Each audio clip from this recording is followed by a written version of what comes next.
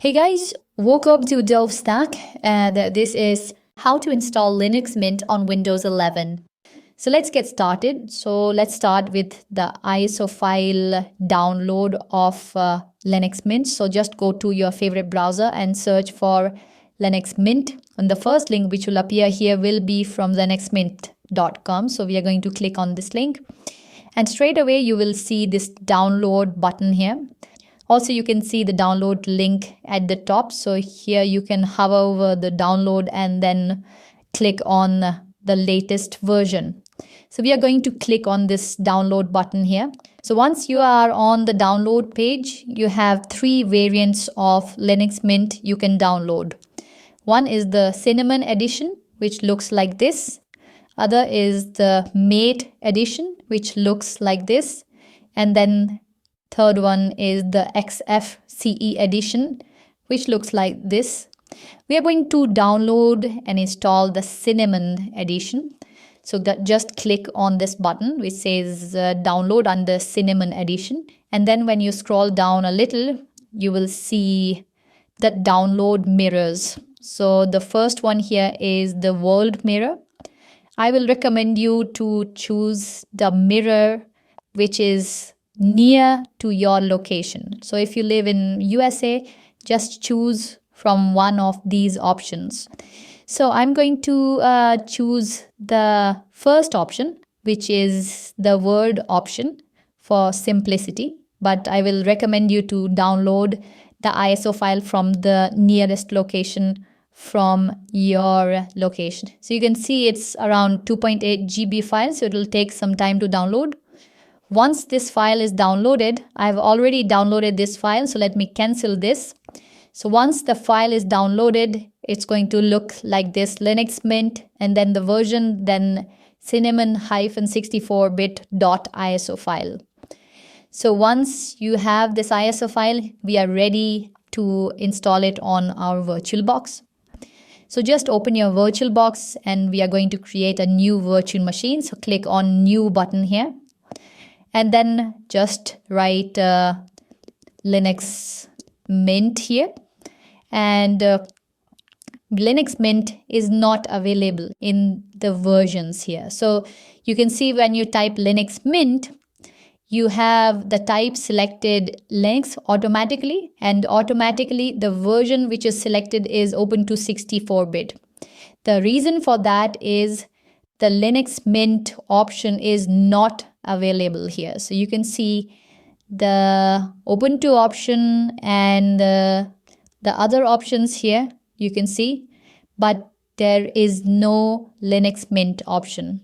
So that's why we are going to choose the nearest version, which is Ubuntu 64-bit, and then click on next here. Now here you can choose the hardware, right? So generally what I do is, you can see there is this green mark here and then there is this red mark here. So I move it where the green mark ends and the red mark starts. Base memory I can allocate here this much amount of memory, and then the processors I can allocate 4 processors for this one. Now you have this enable EFI special OSs only. For now we are going to not going to enable this, but you can enable this for example for Windows operating system. So I'm going to click on next. So here you can choose the virtual hard disk size. So depending on how much amount of hard disk available on your host machine, in my case the host machine is Windows, right? So I can easily allocate 100 GB because I have 1 terabyte of space available on my Windows operating system. So I will just move it around 100 GB, but it totally depends on how much memory you have. So you can choose that here. And then you have the pre-allocate full size here. I generally don't like to check this checkbox. I want my memory to be dynamically allocated and I don't want to pre-allocate the full size. Just leave it as unchecked and then click on next. Here you can see the summary, what you have chosen. So our type or version is Ubuntu 64-bit. Base memory is this one, processor 4, and then disk size is around 100 GB in my case. And then click on finish here. Once you click on finish, your virtual machine is created. Now click on Linux Mint here and then go to the settings. We can just do some more settings in this settings window for your virtual machine. In general section, you have these 4 tabs here. Go to the advanced tab and then click on shared clipboard. Here you can just choose bidirectional for shared clipboard and drag and drop. So this is going to allow you to copy from your Windows operating system to your Linux Mint operating system and vice versa, right? So this is for the shared clipboard, and you can also drag and drop files from host to your Linux Mint virtual machine. So just choose these 2 options as bidirectional. You have system. So here I have already chosen my memory and processors, but if you haven't chosen yours, you have the option to choose it now. So now I'm going to move it to display. I will leave everything as default here. In the storage, you have the option to provide the ISO file. So if you remember, we have downloaded this Linux Mint ISO file. So you can click on this empty option here under controller and then click on this disk icon and then click on the choose a disk file. So I'm going to click on choose a disk file, and then I'm going to just copy the path where my Linux Mint ISO file is located and then paste it here, and then select my ISO file for Linux Mint and then click on open, which is going to just set this ISO file for my virtual machine. So you can see this ISO file is set here. So now I can click on OK. And once all the settings are done, I can start my virtual machine. So click on start here. So now you can see the Linux Mint installation has been started. So here you have a few options, right? The first option is start Linux Mint Cinnamon 64-bit. You have the compatibility mode, you have the OEM install, and then test memory mode. So we are going to choose the first option, which is Linux Mint, the version Cinnamon 64-bit. Just press enter here. If you are on some other version, you can use your down or up arrow keys to move up or down, right? So choose the start Linux Mint, which is the first option here. We're just going to start the Linux Mint on your virtual box. So you can see the Linux Mint virtual machine has been started. So now you can have the look and feel of your Linux Mint virtual machine. So you can see, you can click here and then you can open the terminal from here and you can open the folders or files from here, right? But the Linux Mint installation is not yet finished, right? So this is just for the look and feel. But here you can see the install Linux Mint option with the disk icon. So just click on this disk icon here, which is going to actually start the installation of Linux Mint on your virtual box. So because we haven't given any username or password to log into a Linux Mint, so these are the things we are going to do in the installation step. So first of all, you need to choose the language in the first step. I will choose English here and then click on continue here. And then you can choose the keyboard layout, right? So in different countries, people use different keyboard layouts. So for example, I am living in Germany, so I will choose the German keyboard layout. If you are not sure, you can also select detect keyboard layout from here, right? So let me choose the German language keyboard layout from here. And then I'm going to choose the default German one. Once you have selected your keyboard layout, click on continue. And then you have this option. So multimedia codecs, I'm going to click on this checkbox and then click on continue. And then you have this option. So here you can see this computer currently has no detected operating system. What would you like to do? It is this can install Linux Mint, and then second option is do something else. Just leave this option which says erase disk and install Linux Mint. It's not going to delete your host operating system. It's just the option for your VirtualBox. So it's not going to do anything to your Windows operating system or any other host operating system which you are using. It's just the step. So don't worry about erasing anything. Just leave it as it is and then click on install now. And then you have this option. So write the changes to the disk. If you continue, the changes listed below will be written to the disk. So I will click on continue here. And now you can choose the location, right? So this is for the time settings and date settings.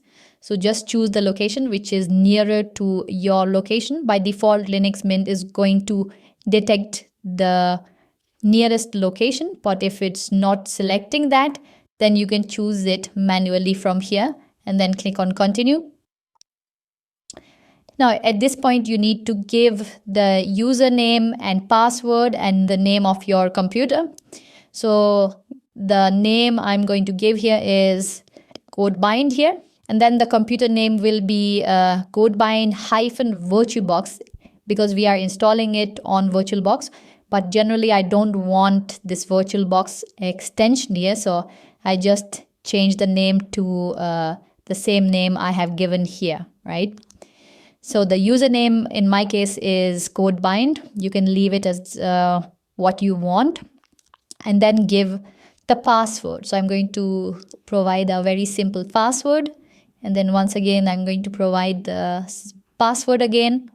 You might want to have the strong password, and then you have this option require my password to log in, and then click on continue. And then the installation of Linux Mint will start. So you need to wait for a few minutes at this point so that Linux Mint installation can be finished. And now after some time, you can see the installation has been completed, and you will see this kind of window which says installation is finished. You can continue testing Linux Mint now, but until you restart the computer, any changes you make or documents you save will not be preserved. So we are going to restart our Linux Mint. So just click on restart now button, which is going to restart your Linux Mint. And now it has been restarted. So I'm going to give my password, which I have given at the time of installation. So let me give that password again and then plus enter. And now I can see my Linux Mint operating system has been started on VirtualBox, right?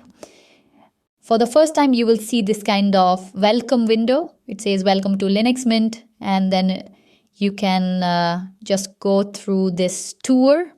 But if you don't want to do that, just click on this cross and then you can start using Linux Mint.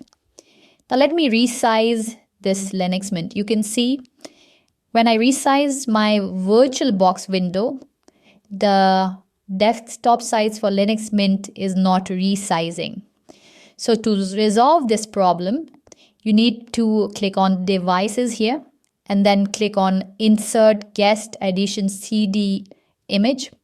So basically, in order to have all the other features like resizing of this desktop according to the size of your VirtualBox window, you need to install VirtualBox guest editions on your virtual machine.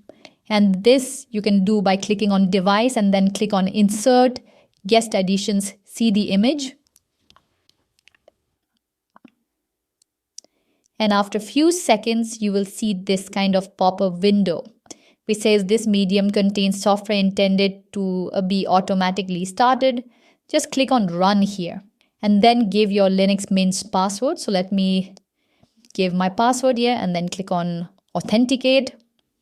and then it'll start the installation of VirtualBox Guest Editions. So you just need to wait for a few seconds until this installation is finished. And once the installation of VirtualBox Guest Edition is finished, you will see this kind of message at the end which says press return to close this window. So at this point, you just need to press enter key on your keyboard, which is going to close this window. And now you just need to restart your Linux Mint once again. So click on this icon here, click on this red button here, and then click on shut down, which is going to shut down your Linux Mint virtual machine. And from the next time when you restart your Linux Mint, so just select Linux Mint here and then click on start. And when your Linux Mint starts, you can see when you resize your VirtualBox window, the Linux Mint desktop also resizes accordingly, right? So let me just give my password again, and then I can just maximize this, and you can see the Linux Mint window also resizes according to the size of my desktop on my host machine, right? So now you can start using Linux Mint on your VirtualBox on your host machine. In my case, the host machine is Windows 11. If you found this video helpful, please like and subscribe. And if you have any questions, just go ahead and comment below. We'll do our best to answer them all. See you in the next video.